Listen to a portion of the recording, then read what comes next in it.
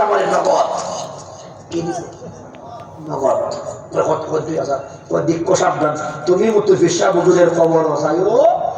আমার বিষয়বস্তু হইল আল্লাহ ওয়ালার দ্বারে গেলে কি হয় এটা হইতাম বুঝাইতাম। কিছুদিন পরে ফিসা বুজুর মারা গেছে। যেই মাত্র ফিসা বুজুর মারা গেছে, মারা যাওয়ার পরে